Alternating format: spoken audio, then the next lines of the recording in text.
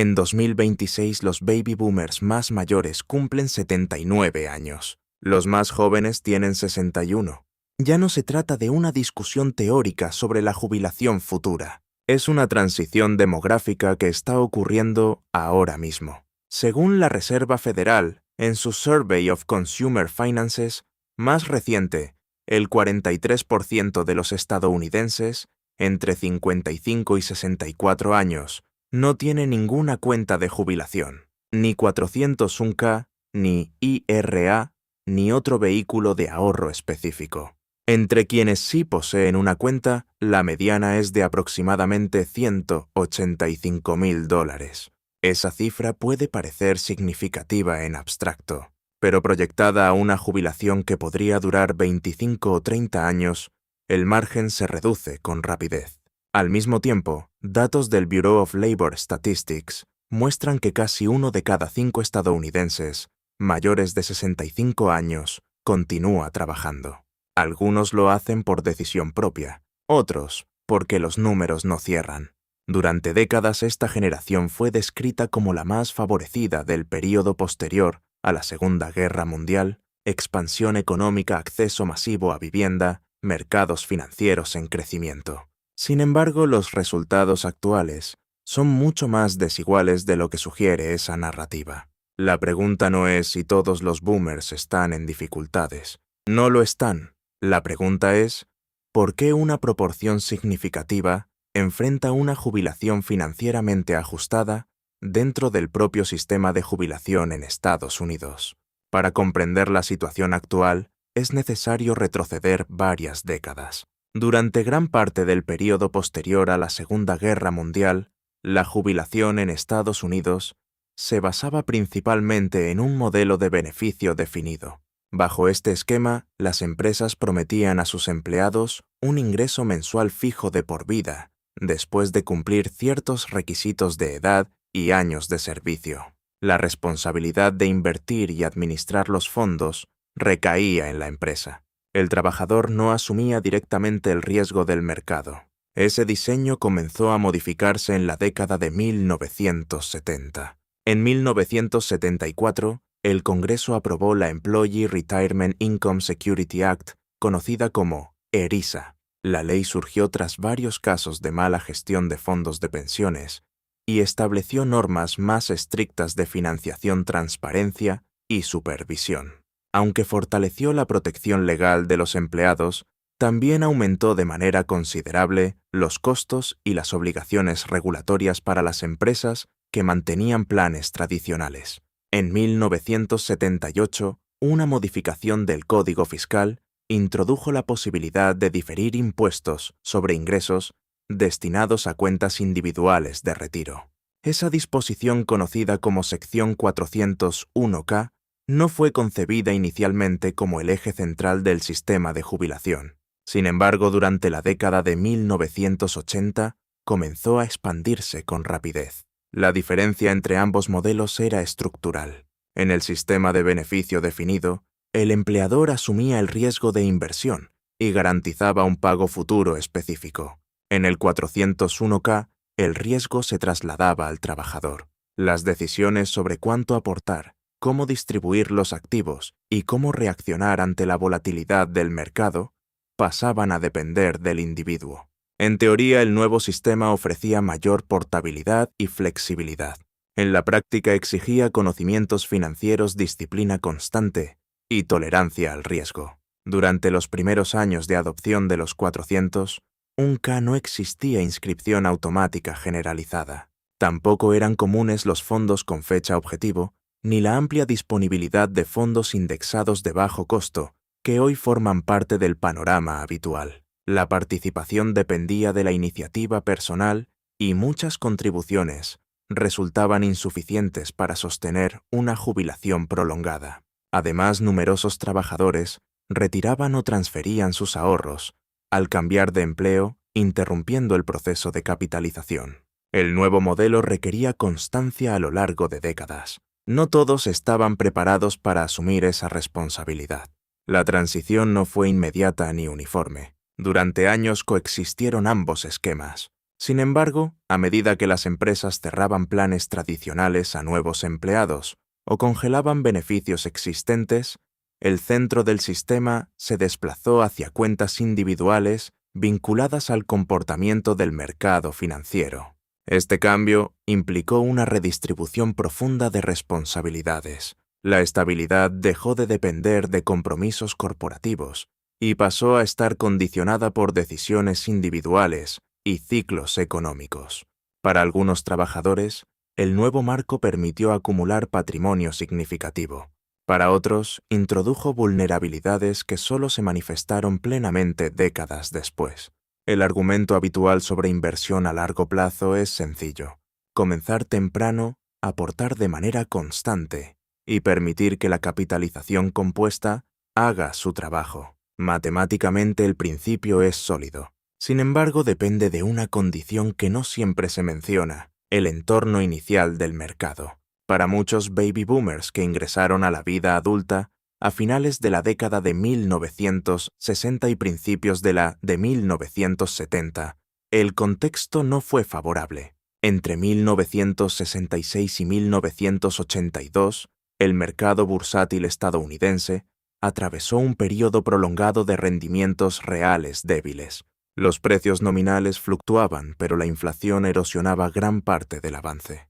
En 1980 la inflación superó el 13%. Ajustados por inflación, los rendimientos acumulados durante esos años fueron limitados. En 1979, la revista Business Week publicó una portada titulada The Death of Equities. El mensaje reflejaba un clima de desconfianza hacia las acciones como vehículo de creación de riqueza. Los bonos ofrecían rendimientos elevados en términos nominales. El efectivo parecía más estable. La percepción pública influye en el comportamiento inversor, especialmente cuando se trata de generaciones que están formando sus primeras experiencias financieras.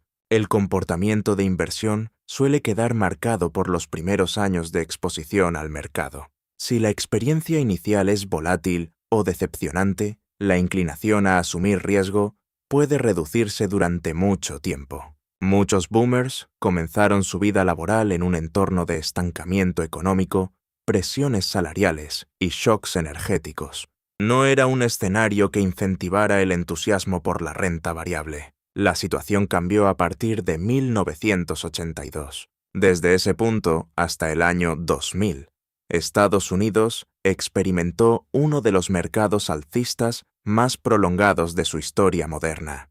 El Dow Jones Industrial Average pasó de aproximadamente 800 puntos a más de 11.000. La inflación descendió gradualmente y las tasas de interés siguieron una tendencia bajista durante años. La propiedad de acciones se expandió y la inversión bursátil se volvió parte central de la cultura financiera. Sin embargo, el momento en que ocurre un mercado alcista es determinante. Para quienes tenían 20 años en 1982, el horizonte temporal era amplio. Para quienes ya estaban en sus 30 o 40, la dinámica era distinta. La capitalización compuesta depende más del tiempo invertido que de la intensidad de las aportaciones tardías. Un inversor que comienza a los 25 años dispone de décadas para absorber volatilidad y beneficiarse del crecimiento acumulativo. Un trabajador de 45 años con hipoteca, hijos y responsabilidades financieras no cuenta con la misma flexibilidad. Esto no significa que los boomers no hayan participado en el mercado alcista. Muchos lo hicieron.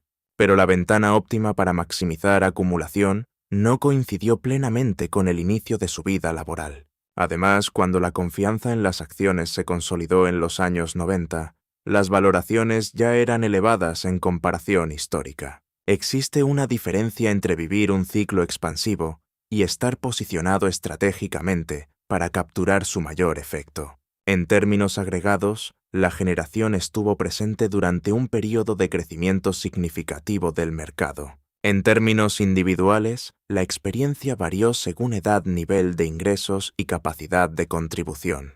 Este desajuste entre ciclo de mercado y ciclo de vida no se percibe de inmediato. Sus efectos se manifiestan con el paso de las décadas, cuando se evalúa el tamaño acumulado del patrimonio y el tiempo restante para recuperarse ante eventuales caídas.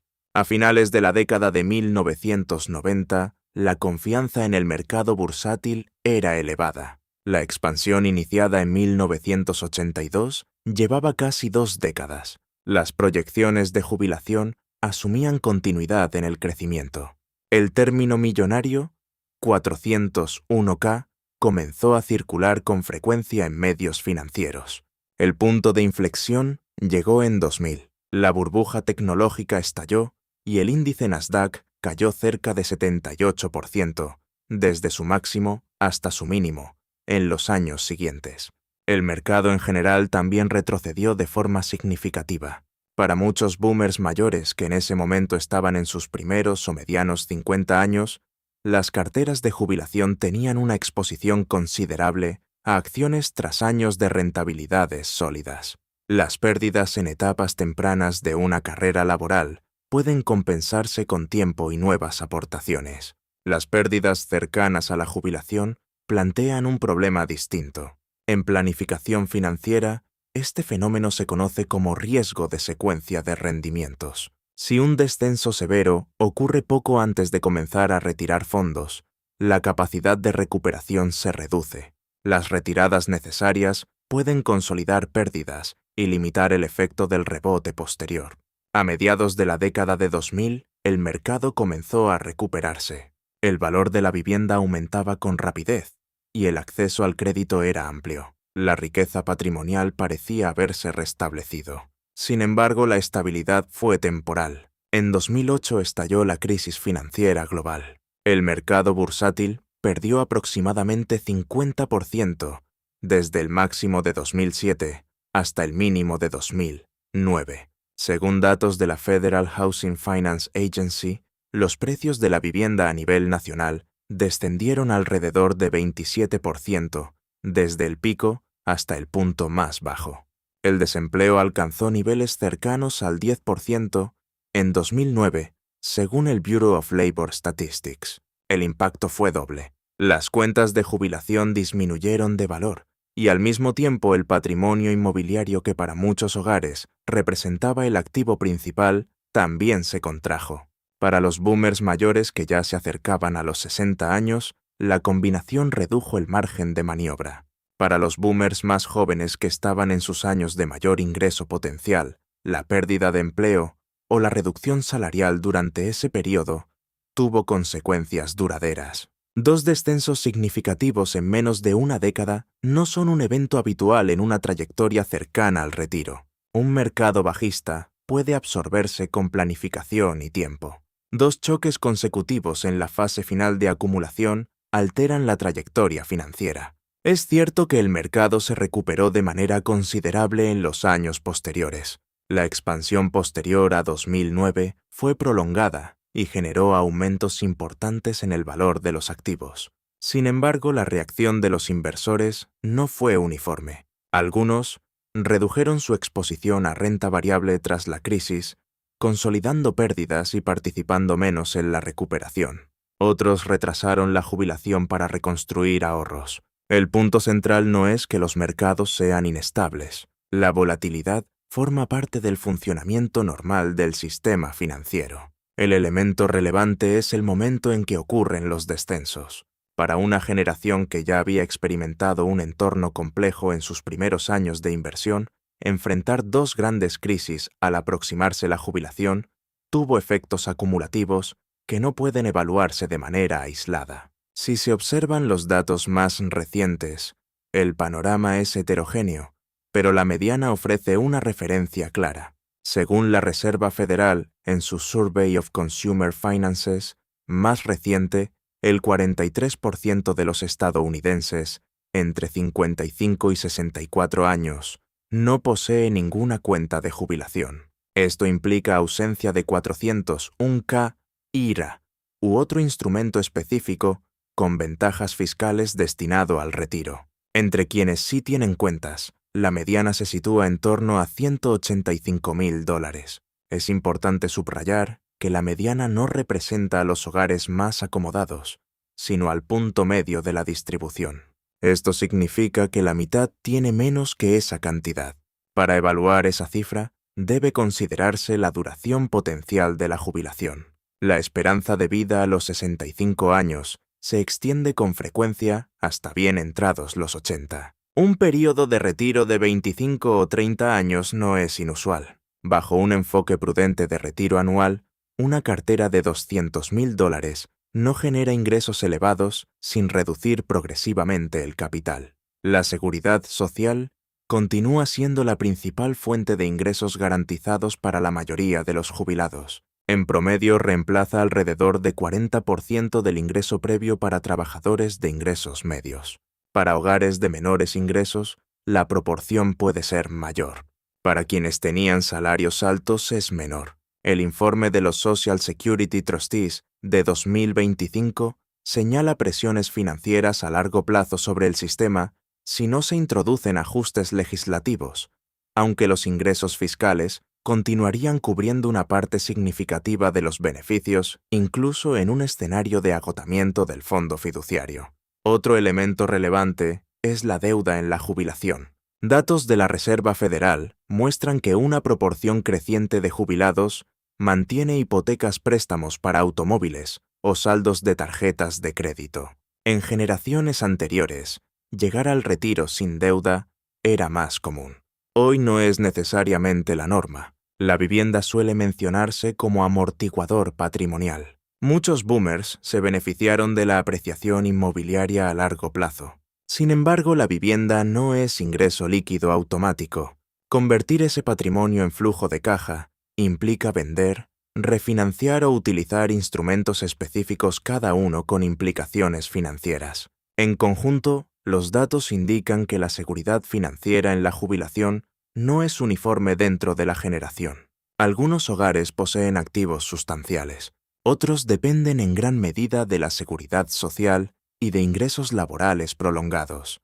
Hablar de los baby boomers como un bloque homogéneo conduce a conclusiones imprecisas. La distribución de activos dentro de la generación es marcadamente desigual. Los hogares ubicados en el cuartil superior concentran una proporción significativa del patrimonio financiero total, especialmente en activos vinculados al mercado bursátil. En contraste, la mitad inferior posee cantidades considerablemente menores o carece por completo de inversiones significativas. Esta divergencia no surge únicamente de decisiones individuales, sino de trayectorias laborales distintas. El acceso a planes patrocinados por empleadores no fue universal. Los trabajadores con empleos estables en sectores corporativos tuvieron mayor probabilidad de participar en planes de jubilación y beneficiarse de aportaciones patronales. Quienes trabajaron en empleos de menor remuneración, con interrupciones laborales o sin beneficios formales, enfrentaron mayores limitaciones para acumular capital. Otro factor estructural fue la evolución desigual de los ingresos. Durante varias décadas, el crecimiento de la productividad superó el crecimiento salarial para amplios segmentos de trabajadores de ingresos medios. Al mismo tiempo, la apreciación de activos financieros benefició en mayor medida a quienes ya estaban invertidos. Este fenómeno amplifica diferencias acumuladas a lo largo del tiempo. A esto se suman los costos de atención médica en la jubilación. Incluso con cobertura pública, los gastos de bolsillo pueden aumentar con la edad. La mayor esperanza de vida, aunque positiva desde una perspectiva social, implica la necesidad de financiar más años sin ingreso laboral. El resultado es una generación con resultados bifurcados. Una parte significativa alcanza la jubilación con estabilidad patrimonial. Otra enfrenta márgenes estrechos y mayor dependencia de ingresos garantizados o laborales. En 2026, el debate sobre la jubilación de los baby boomers ya no es una proyección futura, sino una realidad medible. 3 elementos ayudan a explicar el panorama actual. Primero, el cambio estructural del modelo de pensiones hacia cuentas individuales trasladó el riesgo desde las instituciones hacia los trabajadores. Segundo, el ciclo de mercado no coincidió de manera óptima con el ciclo de vida de acumulación de muchos hogares, incluyendo 2 crisis significativas en 2000 y 2008. Tercero, los datos actuales muestran que una proporción relevante enfrenta niveles de ahorro limitados y mayor dependencia de la seguridad social. Esto no describe un fracaso universal ni una prosperidad generalizada. Describe una distribución desigual dentro del propio sistema de jubilación en Estados Unidos. Comprender ese diseño es esencial para evaluar no solo el presente, sino también las decisiones que definirán la seguridad financiera en la jubilación de las generaciones siguientes. Tema de jubilación en Estados Unidos. Comprender ese diseño es esencial para evaluar no solo el presente, sino también las decisiones que definirán la seguridad financiera en la jubilación de las generaciones siguientes.